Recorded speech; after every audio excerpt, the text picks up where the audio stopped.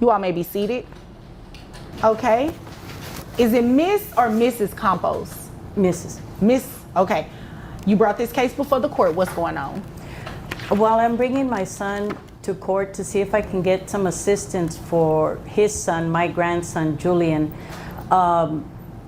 He's 6 years old. Juan and Julian's mom were together up until about 3 years ago. Okay. Had a good life, beautiful home. They were set. All right, guys, buckle up. This one's going to sting. A grandmother takes her own son to court, not out of revenge, but survival. Mrs. Campos has raised her grandson Julian for 3 long years after the boy's mom walked away and grandpa passed. She's working extra shifts, paying for medicine out of pocket, just trying to keep life normal for a 6-year-old. But what happens when the same son she's helping might be secretly pocketing child support? Judge Vonda B is about to find out, and it's going to get ugly fast. Then one day he comes to me. I've never talked to her since she left him. She abandoned him. She abandoned the whole family, including the grandson. So he comes and he says, look, she's gone and whatever. Okay, I just need some help with Julian because she left him too. Well, of course, I'm going to say yes, you know. At that time, it was just me and my husband.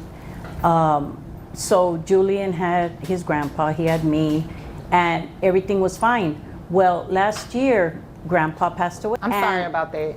Thank you. And things have gotten tougher because of that. So to the point where I came out of retirement, I'm Ubering when Julian's at school. We learned that once upon a time, this was a happy family, big house, stable life, all of it. Then one day, the mother vanishes. No goodbye, no explanation. The son shows up on grandma's doorstep, asking for help. Of course, she says yes. That's what love does. It fills the gaps others leave behind. But what began as temporary support slowly turned into full-time parenting. Grandma didn't just help. She became mom, nurse, teacher, everything. Yet somehow, the son still acts like he's doing her a favor. And his life hasn't changed at all. He's still literally in the house that he was in when they were a family. And he doesn't visit. Julian's like detached from him because it's been 3 years that he'll come around. I do see him. You know? I do see him. And I'll get to you shortly. And okay. he Sorry, comes around, but I don't get any financial support. I don't see that his life has changed at all. And we had to move out of the house that me and my husband shared. Unfortunately, in this big city, the best place I could find is literally a 1-bedroom. So thank goodness Julian's small right now. He can sleep on the sofa without too much discomfort. I have the bedroom. And so when he comes over and visits, of course he can't stay because there's no place for him to stay. These stay, and Julian he's just like some man that comes over because he comes over so rarely. What really ticked me off was... Her story hits hard.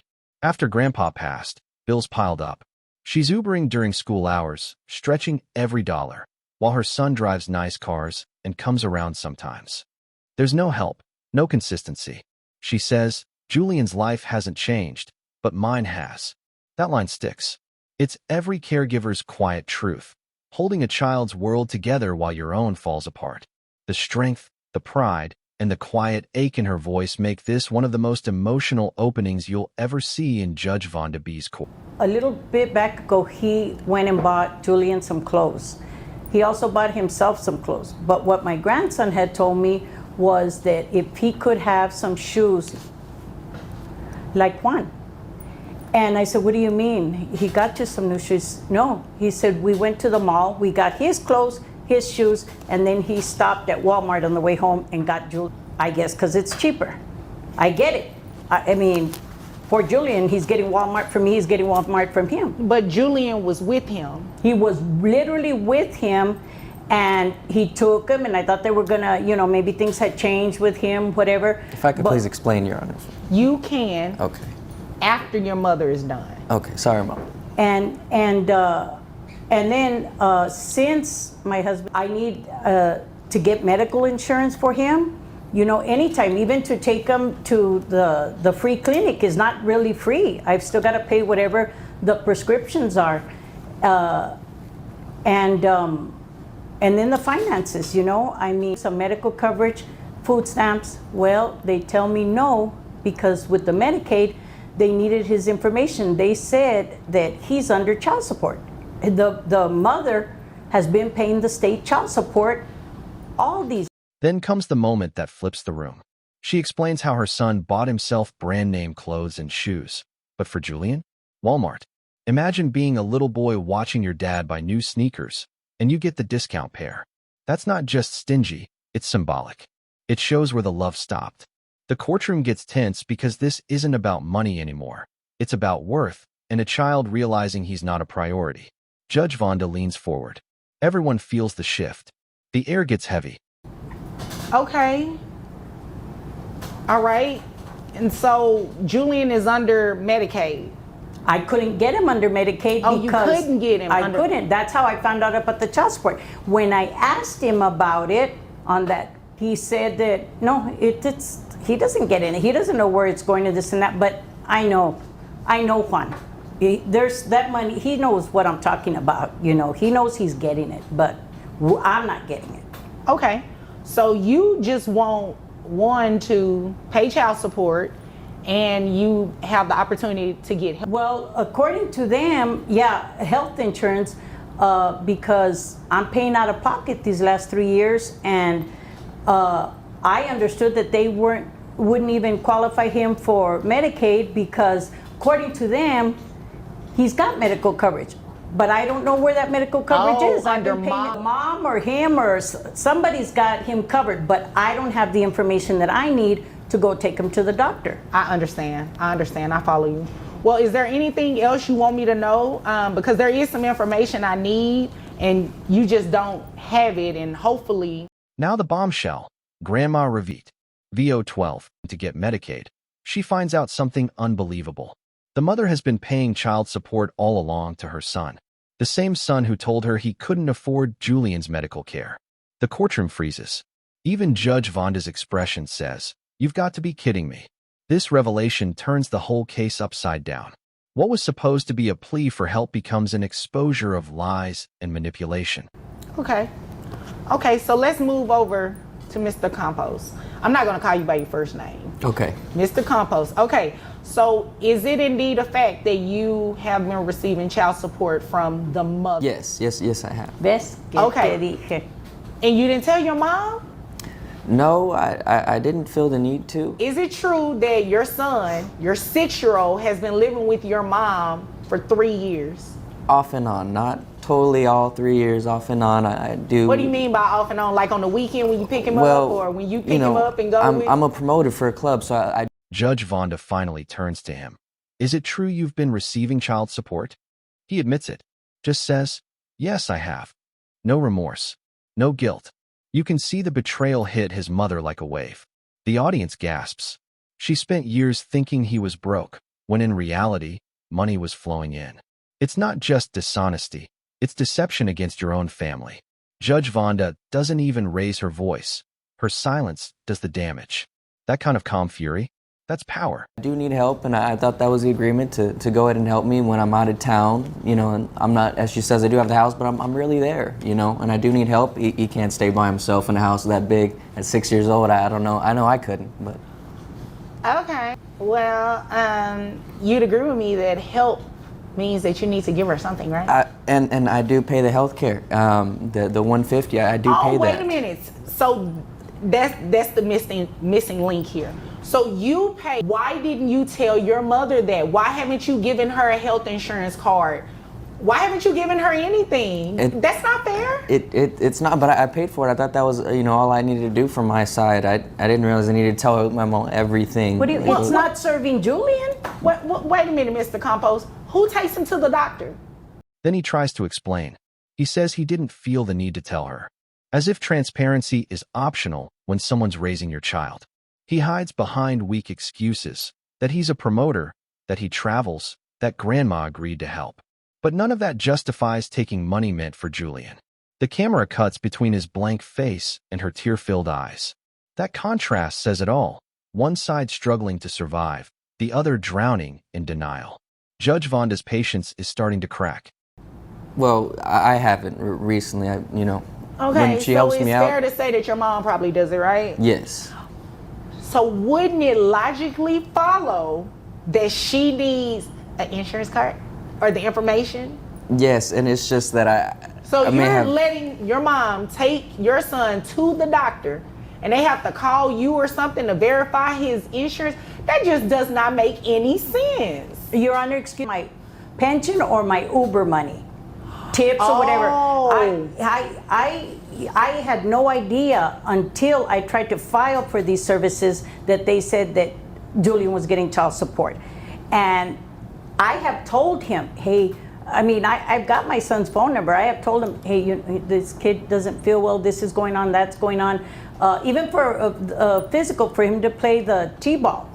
And So his, you're I paying can't out, right now. she's literally paying Yes. out of pocket, but your son is covered under health insurance. Yes. So your mom is not only taking care of your son's medical needs, a helper? I do want to help her, and I thought she had all the help she needed. When Papa passed away, he left quite a bit of money for her, and I thought, Okay, it would you help. just said keywords. He left quite a bit of money for her. Yes. Not for your son. Yes. Not for you. Yes, and she keeps talking about going to Uber and such, but that's a pretty nice ring on her finger she has there. Don't know how many. When pressed about health insurance, he fumbles again. He pays $150 a month, but never gave her the insurance card, meaning every doctor visit came out of her pocket. She sacrificed her retirement savings because her own son couldn't hand her a piece of paper. Judge Vonda's voice sharpens. Wouldn't it logically follow that she needs the insurance card? His silence answers for him. The truth is brutal. Grandma's been doing everything, and he's been pretending she's fine. Your Tips are dad needed. got me years ago. This is not something I bought in the And last why 3 does that years. matter? Because she says she does Uber and such. I mean, if it's really that low, Oh wouldn't my she? God, Mr. Compose. No. Okay, You sorry, Your obviously Honor. came here to waste my time. What kind of club promoter are you? I'm sure you've seen me around, probably. No, I haven't. You don't look familiar at all, but you're looking real unfamiliar right now. I can't even tell this is your mother right now. This is my mother. I love her dearly. Well, I can't tell.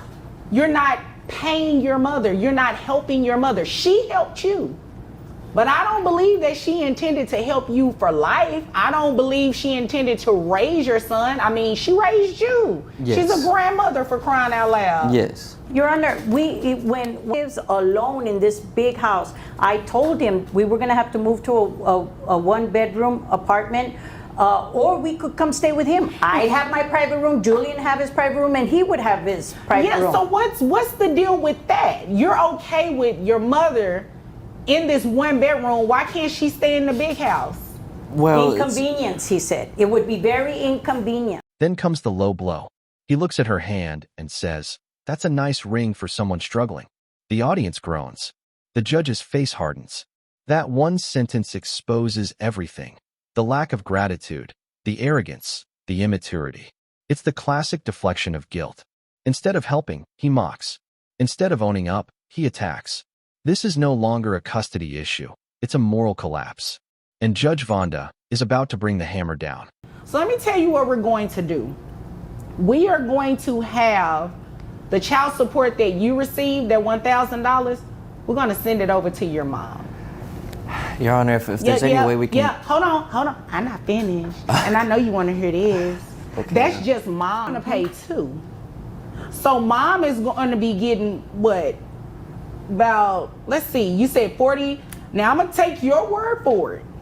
I'm going to take your word for it at that $48,000. All right? Okay. And you said $150 in here. Right. So your gross comes out to $3,900. That brings your net to $3,280.28. After hearing enough, Judge Vonda flips the script. The $1,000 he's been collecting? It's going straight to Grandma. Then she calculates his income, $48,000 a year, and orders him to pay an additional $656 a month in support. The room goes quiet. It's poetic justice. The same money he had becomes the money that saves his mother. And the look on his face? Pure disbelief.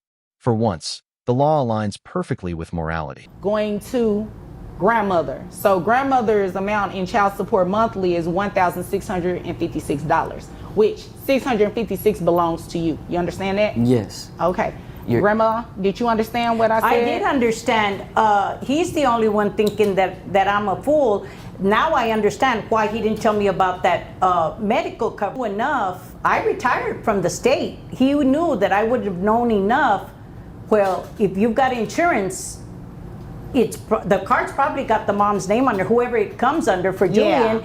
And I would have put 2 and 2 together and figured there's some child support following that too. But I just didn't think that low. But I again didn't think he'd be taking Julian to Walmart after he goes mall shopping either. Yeah, and what's that about, real quick? Well, real quick. he's 6 years old. If I get him some 11s, he's gonna mess him up in a day or so. Okay, I you know? said real quick. That was too long. That doesn't even make sense what you just said. Okay. You can shame on you. Do better, Mr. Compost. Yes, You know, Your I Honor. just Do better. noticed. I asked him for a confirmation necklace because Julian is fixing to make his first Holy Communion. And he's got that big, huge thing. I bet you it's not even fake, that necklace. And he said, oh, I just can't. I can't do it. I can't afford it. I can't, you know. And I knew that his mortgage was not $500 because I thought, well, then I should move to Plano to the big houses. Grandma's relief is heartbreaking. She isn't gloating, she's exhausted. She tells the judge she finally understands why he hid the insurance, because she would have known the truth. Her voice cracks when she mentions selling her lifelong home. You can feel the years of sacrifice behind every word. The judge's tone softens, disappointment wrapped in compassion. And for the first time, the son looks small, realizing this isn't just a court loss, it's a moral defeat. I'm not here to counsel you or anything like that, but to hear that she had to sell the family home, but that's kind of heartbreaking. That is. You can only imagine the memories that are gone, right? Yes, Your Honor. So I need you to do better. And until then, I need you to keep working so your mom can get this $656, okay? Yes, ma'am. All right. Is there anything further? No, ma'am. All right. Is there anything further, No, ma'am. Mrs. Compost? Okay. If there's nothing further, you all are dismissed. In the end, Judge Vonda says what every parent needs to hear: do right by your mother. This wasn't just a case, it was a mirror. It showed the cost of selfishness and the quiet power of unconditional love. Mrs. Campos didn't win money today, she won back dignity. And little Julian? He finally gets the stability he deserves. If this story hit you the way it hit us, drop a comment below. Should grandparents be legally protected when raising abandoned grandkids? Like, share, and subscribe for more real-life justice from Judge Vonda B.